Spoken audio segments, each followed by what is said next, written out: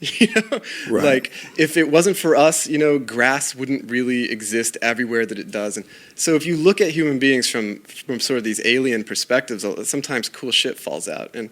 And some people do think that it's our destiny to create the next intelligent life form, you know, and to set it free. And then those people usually think that it's our turn to retire. Hans Moravec, he says, you know, once we do this, children of the mind, right? Once we make the robots, then we're done. We're finished. Like we achieved our goal. I disagree. It's so terrifying, but the idea that there's a reason why dinosaurs aren't around anymore, because, you know, they got wiped out. Something better came along, we like to think, and it's called people. Now we're the new head of the planet. But why would we think that we can hold this spot forever? I mean, it doesn't make any sense. Well, I think that we're going to evolve with our tools. Yeah. So are we going to become a part of a computer? Are we going to become a symbiotic organism? You know, I wrote a book about it. It's called Amped, and it came out this year.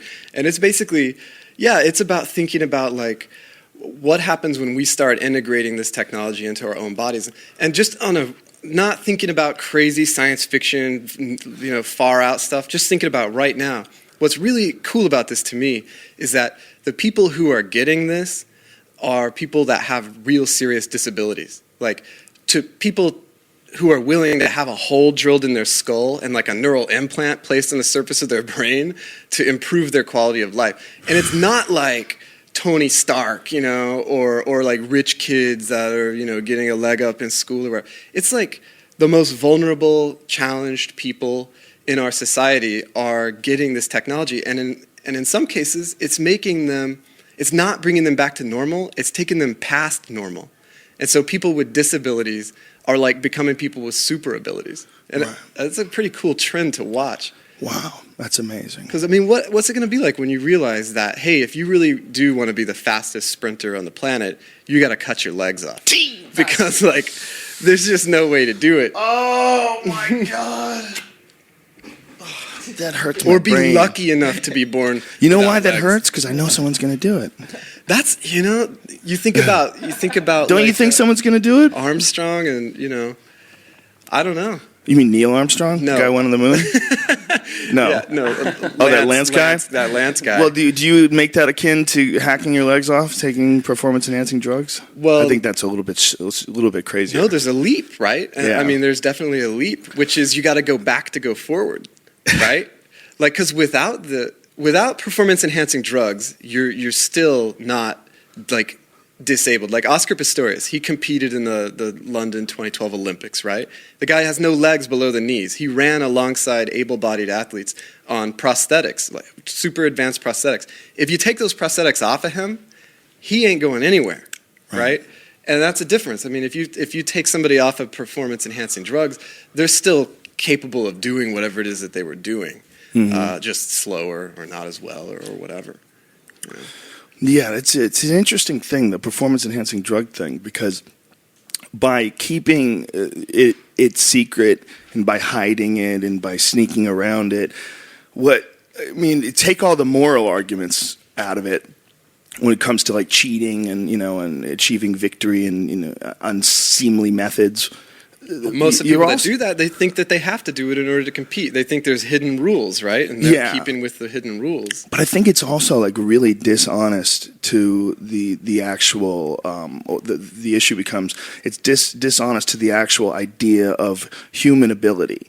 Mm-hmm. Because human ability under these incredibly enhanced conditions is quite a bit more than regular person's ability. So we have these distorted perceptions of like records, that have been achieved through, you know, we need to know. I mean, if we're going to all decide that they're going to take, bedrock. We're looking for bedrock. We want like that definition of human, straight up natural human. I want to compare myself to Babe Ruth and have that shit be, you know, a straight comparison.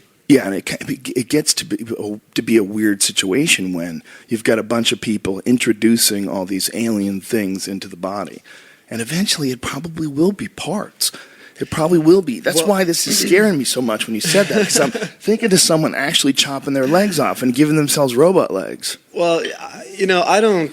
Somebody would fucking do it, man. There's a cool book called Machine Man by Max Berry, which I love any book that's written from the perspective of like an autistic person, because a person with Asperger's, because if you read books that are from those perspectives, they tend to be really Hemingway-esque, like the short sentences. They're easy to read. I really like them. But anyway, there's a book where that happens. It's a good one.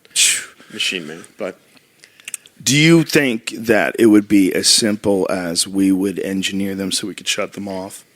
And that's how we could avoid robots? that. Is it possible that well, could... no. I mean, think about that. You shut them off. I mean, so if you have a robot that, you don't shut an elevator off whenever it's got like 20 people on it, it's 100 stories up. Like there are circumstances where, you have to have, what do they call it? Graceful failure or graceful degradation or something, where it needs to fail gracefully. It can't just fail all at once. So if you shut it down, it needs to shut down in stages so that it doesn't hurt people. But yeah, I think kill switches, emergency stops, those are a huge aspect of building safe robots, but it's not the whole story.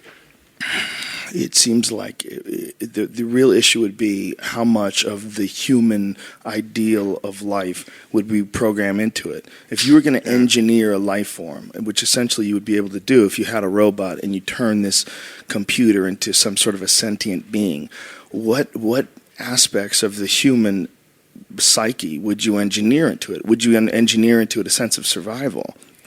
Would it be able to understand that that's illogical and override it, and if it was that strong, and if you gave it some autonomy, or would it just go with it?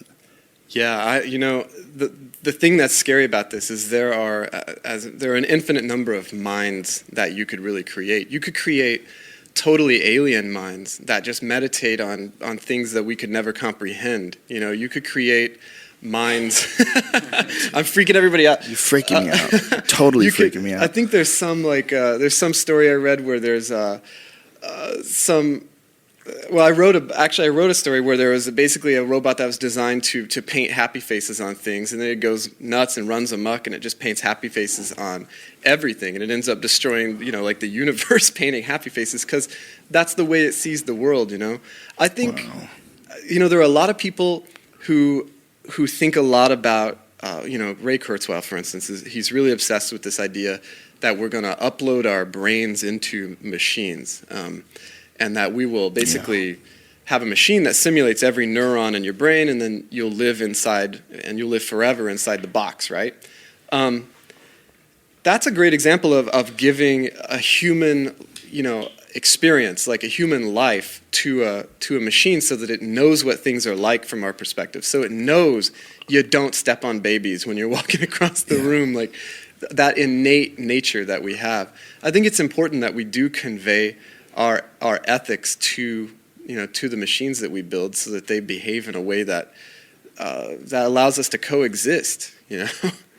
Hopefully, or we're done, son. It's one or the other. Because if it's us versus them, they're going to be able to figure shit out so quickly. They're going to be able to make better versions of themselves very quickly.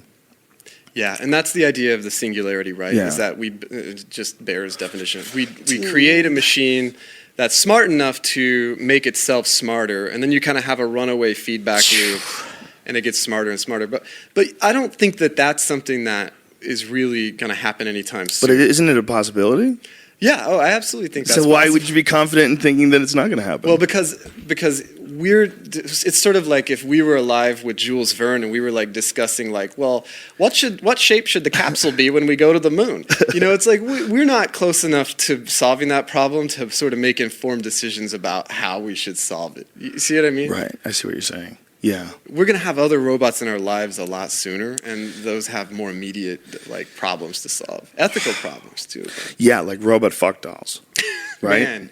For sure. For sure, that's going to be an ethical issue. It's going to be like a slavery type issue. If you have like a really good form of intelligent life that you've created, it's an artificial intelligence, and you have it as a sex slave. See, but the thing is fucked up, man. The sentient thing, like the thing where they're smart enough for us to worry about all these ethical things, I think that's far away. You think so? No, it's all about human beings, man. So, for instance, the real problem when you make a fuck doll is, do you allow a person to what happens to the people who interact with it? So if you have a guy who goes home every day and he beats the crap out of this doll, is that okay? Right. If you built the doll, should the doll call the police? Or should the doll take it? And your decision there as a roboticist, as a scientist, product designer, whatever you are, you're making it. You're designing an ethical interaction between your product and a human being, and your decision can affect whether this guy hurts a real woman, you know, or if you're building toys for children or really lifelike pets, you know, and a kid sticks the fake dog into the microwave, like what happens, you know? Because my gut feeling is not okay, right? Yeah. The animal should react, and there's actually research on this. My wife's a child psychologist, and at University of Washington, she's in Portland where I live, but before she was at UW, and they have this research there where they basically took. Let me see how I can get this straight because it's kind of fascinating. They take these kids and have them play tic-tac-toe against a virtual head, right? It looks like a person, and then they have a scientist walk in, and in half of the experiments, the scientist says to the robot head, hey, that was a really dumbass move. You're stupid. And then half the time the robot says nothing. And the other half the time the robot says, hey, it's not okay for you to talk to me like that. And when they ask the kids later whether the virtual head, you know, deserved to be like treated with respect or whether it was smart, they asked these kids all these questions.